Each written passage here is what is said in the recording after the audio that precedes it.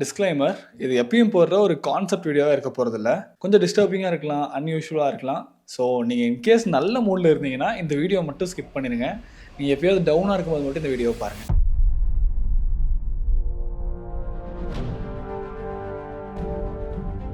நம்ம எல்லாருக்குமே சின்ன வயசுலேருந்து ஒரு சில ஆசைகள் இருக்கும். அதுக்கு பேர் ட்ரீம்னு சொல்லலாம். அந்த ட்ரீம்னால தான் நிறைய பேர் இப்போ வரைக்குமே அவங்களோட கெப்பாசிட்டி, பொட்டன்ஷியல் இதெல்லாம் தாண்டி அவங்களை புஷ் பண்ணணும்னு நினைக்கிறதாகட்டும், ஏதாவது டைம் வேஸ்ட் பண்ணால் கில்ட்டாக ஃபீல் பண்ணுறதாகட்டும், கண்டிப்பாக லைஃப்பில் ஏதாச்சும் பண்ணிடணுங்கிற ஸ்பிரிட் ஆகட்டும், இது எல்லாத்துக்கும் காரணம் அந்த ட்ரீம்ஸாக இருக்கும். அந்த ட்ரீம்ஸ்லேயே முக்கியமாக இருக்கக்கூடியது பேரண்ட்ஸை சீக்கிரம் ரிட்டையர் பண்ணணும், அவங்கள சந்தோஷப்படுத்தணும், அவங்கள ப்ரௌட் ஆக்கணும். இதுங்கிறது ஒரு காமன் திங்காக இருக்கும். அதுவும் ஒரு ஆவரேஜ் மிடில் கிளாஸ் பேக்ரவுண்ட்லேருந்து வர எல்லாருக்குமே இந்த ட்ரீம் கண்டிப்பாக இருக்கும். அந்த மாதிரி தான் எனக்கு சின்ன வயசுலேருந்தே இருந்தது. அந்த ட்ரீமை இன்னும் கொஞ்சம் சீரியஸாக எடுக்க ஸ்டார்ட் பண்ணுறது அந்த ஆஃப்டர் 20s தான் எல்லாரும் எடுப்போம். அந்த ட்ரீமை ஃபுல்ஃபில் பண்ணுற மாதிரி நான் ஒரு ஜாப்ல சேர்ந்துருந்தேன். ஒரு ஏஜ் வரும்போது பேஷன் ஒரு விஷயம் வரும். பேஷனுங்கிறது எப்போ வருதோ அப்போ கொஞ்சம் செல்ஃபிஷ்னஸும் வர ஆரம்பிக்கும். மோர் தென் தி கமிட்மெண்ட், ரெஸ்பான்சிபிலிட்டி, நம்மளுக்காகவும் லைஃப்பை வாழணும் அப்படின்னு சொல்லிட்டு ஒரு தாட் வர ஆரம்பிக்கும். நம்மளுக்கு பிடிச்ச விஷயங்களை செய்ய ஆரம்பிக்கணும்னு தோண ஆரம்பிக்கும். August 31st, 2023 ரொம்ப நாளாக எனக்கு செட் ஆகுமா ஆகாதாங்கிற டெலிவிஷன்ல இருந்து ஒரு ரிலீஃப் கிடைச்சது. என்னோட ஜாபை கிட் பண்ணிட்டு பின்னாடி எந்த ஒரு பேக்கப் பிளானும் இல்லாம ரொம்ப எக்ஸாஸ்டா இருந்தனாலேயே ஒரு கெரியர் கேப் எடுக்கலாம்னு முடிவு பண்ணேன். ரொம்ப லாங்காலாம் அப்போ பிளான் பண்ணல, ஒரு 3 months எடுக்கலாம்னு தான் பிளான் பண்ணேன். அந்த டைம்ல பேரண்ட்ஸ்னால மாரலா மட்டும் தான் சப்போர்ட் பண்ண முடியும். எக்ஸாக்டா அப்பிலிருந்து 3 months முன்னாடி தான் 6 packs சேலஞ்ச் ஒன்று ஸ்டார்ட் பண்ணியிருந்தேன். அந்த சேலஞ்சா பண்ணனாலே என்னவோ என்னால நான் பிளான் பண்ண 6 packs அட்டைன் பண்ண முடிஞ்சது. ஸோ இதுக்கப்புறம் நான் பண்ண போற விஷயங்களை சேலஞ்ச் எடுத்து பண்ணா என்னால பண்ண முடியும் போலங்கிற ஒரு ஸ்ட்ராங் பிலீஃப் என்குள்ள ரெஜிஸ்டர் ஆச்சு. And that's why 100 days of best version challenge எங்கேயோ பார்த்து இன்ஸ்பயர் ஆகி அதையும் பண்ண ஸ்டார்ட் பண்ணேன். அந்த ஸ்டார்ட் பண்ண ஜேர்னில செல்ஃப் கேர், செல்ஃப் டெவலப்மெண்ட், ஸ்கில்ஸ்னு எதெல்லாம் ட்ரை பண்ண முடியுமோ, எதெல்லாம் நான் ட்ரை பண்ணணும்னு இருந்தனோ எல்லாத்தையும் ட்ரை பண்ண முடியும். இதெல்லாம் நான் காலேஜ்லேயே பண்ணியிருக்கணும். But okay, it's never to be லேட்டுங்கிறனால ஒரு கேப் எடுத்து நான் ட்ரை பண்ண ஆரம்பிச்சேன். December 5, 2020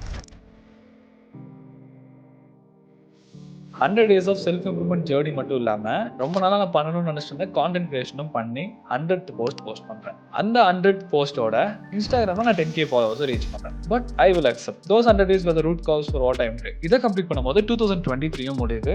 அந்த டைம்ல 2023க்கு நான் பிளான் பண்ண வச்ச ரெசல்யூஷன்ஸ் எல்லாத்தையும் கம்ப்ளீட் பண்றேன். ஒரே ஒரு விஷயத்தை தவிர கார் வாங்கணும்னு பிளான் பண்ணியிருந்தேன். அதை மட்டும் December 31st night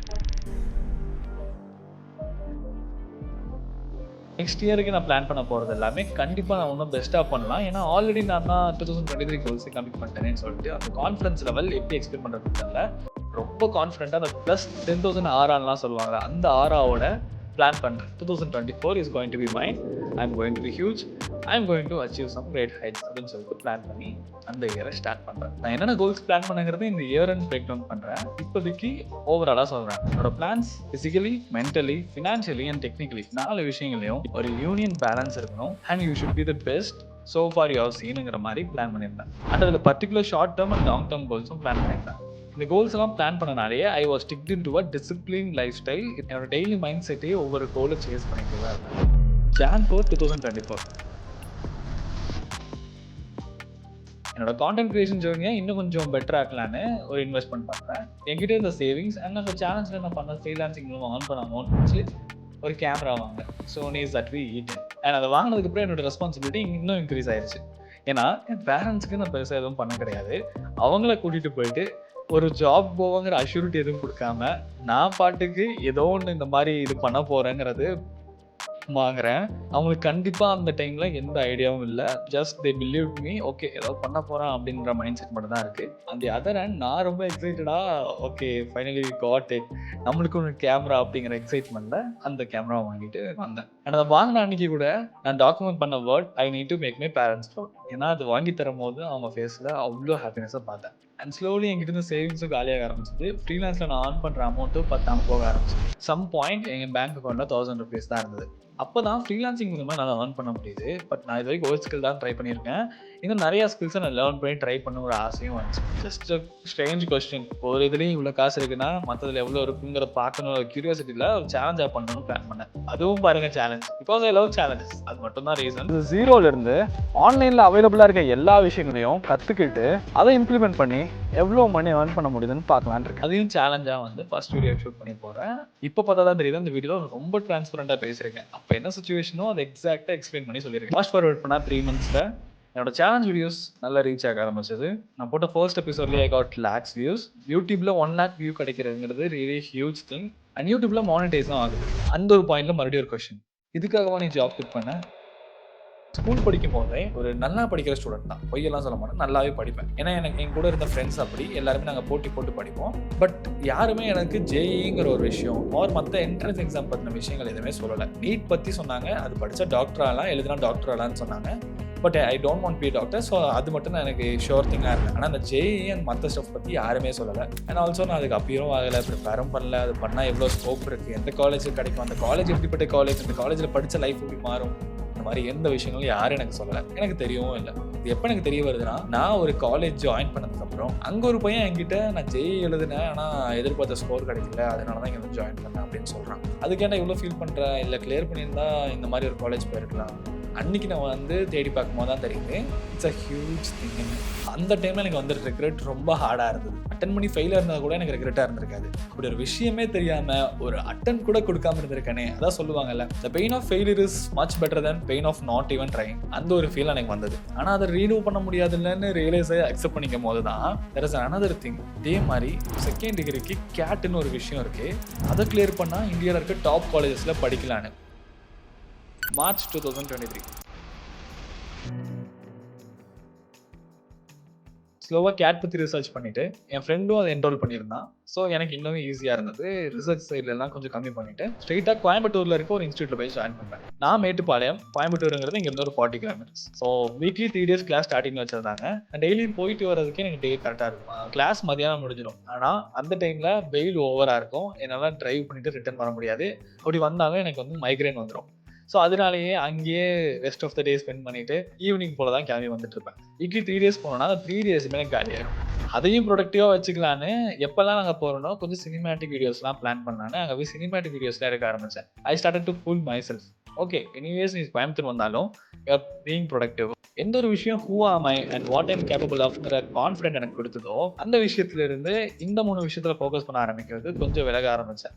ஸோ என்னானாலும் பரவாயில்ல, I should read, I should sweat, I should eat good and sunlight. இந்த 4 விஷயங்களை மிஸ் பண்ணிடக்கூடாது அப்படிங்கிற ஒரு செல்ஃப் ரொட்டீனையும் கான்ஸ்டன்ட்டாக ஃபாலோ பண்ண ஆரம்பித்தேன். மே 2024 நம்ம எல்லாருக்குமே இந்த மெயின் கேரக்டருங்கிற ஒரு திங் இருக்கும். ஸோ ஒரு விஷயத்த நம்ம வந்து நல்லா பண்ணிட்டு இருக்கோம்னா நம்மளுக்கு அது பிடிக்காது. You are capable of more, you can do மோருங்கிற ஒரு எக்ஸ்டர்னல் மோட்டிவேஷன் நம்ம மேலே அதை இன்சிஸ்ட் பண்ணிப்போம். ஸோ அந்த மாதிரி ஒரு தாட் எனக்கு அந்த மந்த் வருது. ஐ கேன் டூ ஈவன் மோர்னு சொல்லிட்டு கான்டென்ட் கிரியேஷனை கொஞ்சம் சீரியஸாக எடுக்க ஆரம்பிக்கலாம் அப்படின்னு முடிவு பண்ணுறேன். நான் கான்டென்ட் கிரியேஷன் ஸ்டார்ட் பண்ணதுக்கு முக்கியமான ரீசனே யூடியூப் தான். ஆனால் அதில் மோஸ்ட்டாக ஃபோக்கஸ் பண்ணாமல் நான் இன்ஸ்டாவில் ஃபோக்கஸ் பண்ணிட்டு இருந்தேன். நான் ஆல்ரெடி பண்ணிட்டு இருக்க சேனலில் என்னோட சேலஞ்ச் வீடியோஸ் மட்டும் தான் போட முடியும். அது ஆல்ரெடி சீரியஸாக ஸ்டார்ட் பண்ணிட்டேன். And also I want to make some self development and life style videos. So I plan to start teen 20s. இப்போ content creation got divided into 3 terms. Instagram, 2 YouTube channel. And business டேர்ம்ஸில் freelancing மட்டும் பண்ணிட்டு இருக்கேன். ஸ்டடியில் gate, இன்னொரு பக்கம் self development. And இந்த ஒரு routine கஷ்டமாக இருந்தாலும் நான் பேலன்ஸ் பண்ண ட்ரை பண்ணிக்கிட்டே இருந்தேன். அண்ட் இந்த பேலன்ஸ் ரியலைஸ் ஆகிறதுக்கு முன்னாடியே இன்ஸ்டாகிராமில் 100K அடிக்கிறேன். ஸோ இன்னும் ஒரு விஷயம் ரியலைஸ் ஆக வரும்போது ஒரு ஹாப்பியான விஷயம் இருந்தால் அந்த விஷயம் நம்மளுக்கு ரியலைஸ் ஆகாமே போயிடும். we will be carried away. அந்த மாதிரி தான் 100K அடிக்கும் போது 2024 ஒன் ஆஃப் த மெயின் கோலை கம்ப்ளீட் பண்ணியிருக்கோம் அப்படின்னு சொல்லிட்டு ஒரு ஹாப்பி சைன் கிடைக்கிது. ஆகஸ்ட் 2024 த மெஸ். என்னோட ஃப்ரீலான்சிங் ஜர்னியை ஸ்கேல் அப் பண்ணி ஒரு ஏஜென்சியாக ஃபார்ம் பண்ணணும்னு நான் முன்னாடியே பிளான் பண்ணி வந்த ஒரு விஷயம் தான். அதுக்கான டைமும் வந்தது. ஸ்டார்ட் மீடியாங்கிற ஒரு ஏஜென்சியை ஃபார்ம் பண்ணுறேன். A to Z branding solution ஏஜென்சியாக பிளான் பண்ணேன். அதுக்கான ஹையரிங் அண்ட் பீப்புளை ஃபார்ம் பண்ணுறது, கிளைண்ட்ஸை ஆன்போர்ட் பண்ணுறது, இன்டர்ன்ஸை ஹையர் பண்ணுறதுன்னு சொல்லிட்டு இதுக்கு நிறைய பிளான்ஸ் பண்ணிட்டு இருக்கேன். அலாங் சைட் நான் வந்து கேட் படிக்கணும், கான்டென்ட் கிரியேட் பண்ணணும், 2 யூடியூப் சேனலையும் மெயின்டைன் பண்ணணும். இது எல்லாத்துலேயும் என்னோட கன்சிஸ்டன்சி பயங்கரமாக அடி வாங்குச்சு. ஐ திங்க் அந்த 100K அடிச்சனால ஒரு அஃபர்மேஷன் கிடச்சனால இன்ஸ்டால ஐ வாஸ் குவைட் ஆக்டிவ். கொஞ்சம் கான்சன்ட்ரேட்டாக போட முடிஞ்சது.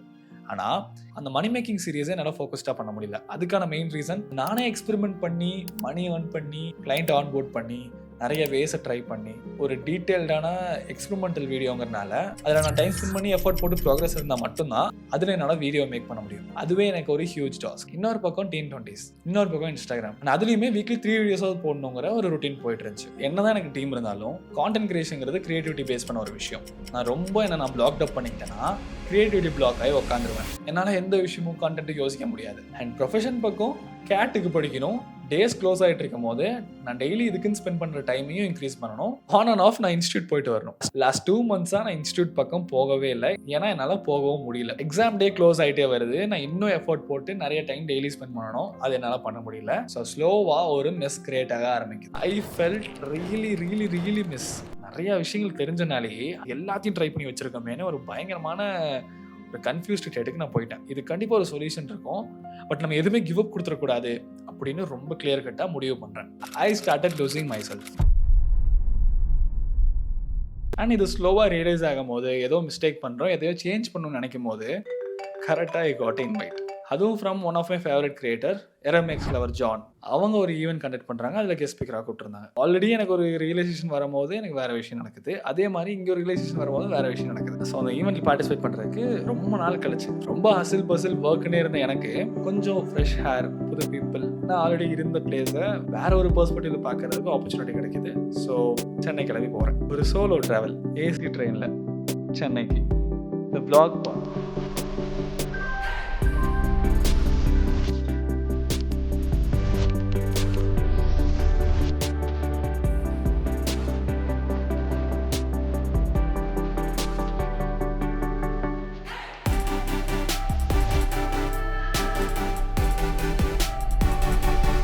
அந்த நாள் ஈவினிங் என்னோட செஷன் வச்சுருந்தாங்க. ஸோ நான் போயிட்டு ஃப்ரெஷ்அப்லாம் ஆகிட்டு அந்த ஈவெண்ட்டுக்கு போனேன். அங்கே நிறைய பேர் என்ன பார்க்க வந்திருந்தாங்க. நிறைய டிஸ்ட்ரிக்ட் வந்திருந்தாங்க. ராமநாதபுரம், வேலூர், தேனி இந்த மாதிரி பிளேசஸ்லேருந்து டிஸ்டன்ஸ் பிளேஸ்லேருந்து என்ன பார்க்குறதுக்கு வந்திருந்தாங்க. அதை எனக்கு கேட்கும் போது ஐ வாஸ் லெஃப்ட் ஸ்பீச்லெஸ். அது செம்ம ஹோல்சமாக இருந்தது. நான் அதுக்கு ரொம்ப கிரேட்ஃபுல்லாக ஃபீல் பண்ணேன். அதனால தான் அதை இங்கே நான் மென்ஷனும் பண்ணுறேன். நம்ம பண்ணிகிட்டு இருக்க விஷயம் நம்ம ஒரு மோட்டோ அண்ட் ஏமோட பண்ணிகிட்ருப்போம். அதுக்கு அஃபர்மேஷன் ஏதாச்சும் நடந்தால் நல்லாயிருக்கும். பட் அந்த அஃபர்மேஷனே ரொம்ப ஸ்ட்ராங்காக நடந்தால் எவ்வளோ ஹாப்பியாக இருக்கும். அதை தான் அன்றைக்கி நான் விட்னஸ் பண்ணேன். அதை விட்னஸ் பண்ண கொஞ்ச நேரத்துலேயே என்னோடய அம்மாவுக்கு கால் பண்ணி லுக்மா வாட் ஹேப்பன் பிளாப்லாப்லான்னு எல்லாத்தையும் ஷேர் பண்ணுறேன். மை மாம்ஸு சந்தோஷமாக இருக்குது. அந்த பெருமையாக இருக்கிற வார்த்தை நான் கேட்கல, ஆனால் சந்தோஷமாக இருக்குன்னு கேட்கும் போதே ரொம்ப ஹாப்பியாக இருக்கும். ஒரு பக்கம் நான் discipline community of young minds form பண்ணுங்கிறதுல ஒரு 5% அஃபர்மேஷனும், இன்னொரு பக்கம் என்னோட ட்ரீமை நோக்கி ஒரு 5% மூவ் பண்ணியிருக்கேன். இதுதான் என்னோட எக்ஸாக்ட் மைண்ட் செட். அந்த ஒரு ஈவெண்ட் முடிச்சு வெளியே வரும்போது என்னை பொறுத்த வரைக்கும் இந்த விஷயங்கள் எல்லாத்தையும் நான் வேல்யூ மோர் தென் மணி. அந்த ஈவெண்ட் டேக்கு அடுத்து நான் 2 நாள் சென்னையில் ஸ்பெண்ட் பண்ணேன். நான் ஆல்ரெடி இருந்த work tag, confused state and realisation இதெல்லாம் மறந்து போச்சு. நான் சென்னையில் இருக்கும்போது எந்தெந்த பிளேசஸ்லாம் எனக்கு கம்ஃபர்ட் பிளேசஸா, எங்கே நான் ரொம்ப ஹாப்பி டைம்ஸ்லாம் ஸ்பெண்ட் பண்ணணும், எந்த பீப்புள் கூட எல்லாம் என்கேஜ் ஆகணும், அவங்க எல்லாத்தையும் மீட் பண்ணிட்டு அவங்களோட டைம் ஸ்பெண்ட் பண்ணிட்டு அந்த பிளேசஸ் எல்லாம் போய் ரீலீவ் பண்ணிட்டு ரிட்டர்ன் வந்தேன். a wholesome journey. and அந்த ரிட்டர்ன் வரும்போது அப்ப நம்ம கரெக்டா தான் போயிட்டு இருக்கோம். எதுக்கு இவ்வளவு கன்ஃபியூஷன்? நம்ம இன்னும் பெஸ்டா பண்ணுவோம். நம்மளுக்கு இன்னும் நிறைய விஷயங்கள் தெரியுமே, அதை இம்ப்ளிமெண்ட் பண்ணலான்னு மறுபடியும் பெருசா பிளான் பண்ணி நல்ல பிளான்ஸோட தான் ரிட்டர்ன் வரேன். வந்த நெக்ஸ்ட் டேவே நாங்கள் ரொம்ப நாளாக பிளான் பண்ணி வச்சிருந்தா ரியூனியன் நடக்குது. என்னோட காலேஜ் கிளாஸ்மேட்ஸ் கூட ஒரு ட்ரிப் பிளான் பண்ணியிருந்தோம். ஸோ பெரிய எக்ஸைட்மெண்ட், சின்ன ப்ரிப்பரேஷன், ரொம்ப கேஷுவலாக ஸ்டார்ட் பண்ணுறோம்.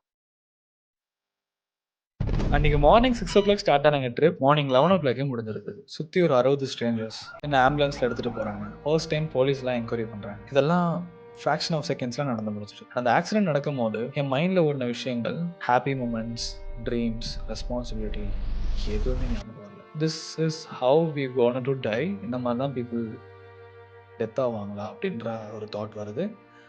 ஃபார் த எவ்ரி ரோல், அந்த கார் ரோலான ஒவ்வொரு ரோலுக்கும் எந்த பக்கம் இருந்து எது வந்து அடிக்க போகுது, okay my parents are going to miss me, இவ்வளோதான் என் மைண்டுக்கு வந்தது. நான் நிறைய பிளான் பண்ணியிருக்கேன். என் மைண்டில் நிறைய விஷயங்கள் இருக்குது. நானும் நிறைய எக்ஸிக்யூட் பண்ண வேண்டியது இருக்குன்னு நான் யார்கிட்டையும் சொல்ல முடியாது. My wish, my plans were all unfinished. I can't even beg anyone to leave me alive. இந்த ஆக்சிடென்ட் வந்து விட்டுருங்க, எனக்கு இன்னும் நிறைய இருக்குன்னு கூட சொல்ல முடியாது. I was totally occupied. I was very much engage with my dreams. I was moving forward. But everything went off in a second. அந்த ஆக்சிடென்ட் முடிச்சதுக்கப்புறம் கூட நாங்கள் சிரித்தோம். We were normal. But very next day எனக்கு ஸ்லோவாக pain வர ஆரம்பிச்சது நெக்கில். நான் நெக்னு தான் நினச்சிட்டு இருந்தேன். ஆனால் நெக்கில் தான் ஸ்பைன் இருக்குங்கிற விஷயம் எனக்கு நெக்ஸ்ட் டே டாக்டர்கிட்ட போய் ஸ்பைன் சர்ஜன், பிரெயின் சர்ஜன்ட்லாம் பார்த்து அவங்க சிடி பத்தாது எம்ஆர்ஐன்னு சொல்லி, எம்ஆர்ஐ எதுக்குன்னு நான் கேட்கும் போது எம்ஆர்ஐ பார்த்து தான் உங்களுக்கு சர்ஜரி வேணுமா வேணாமான்னு நாங்கள் சொல்ல முடியும்னு சொல்கிறேன். சர்ஜரி எதுக்குன்னு கேட்டால், இன்கேஸ் ஏதாவது இன்டர்னல் டேமேஜ், நர்வ் டேமேஜ் ஏதாவது இருந்தால் பேரலைஸ் ஆகிறதுக்கு சான்சஸ் இருக்குது. ஸோ அதுக்காக எம்ஆர்ஐ வேணும். அது கால் ஆஃப் ட்ரீட்மெண்ட்.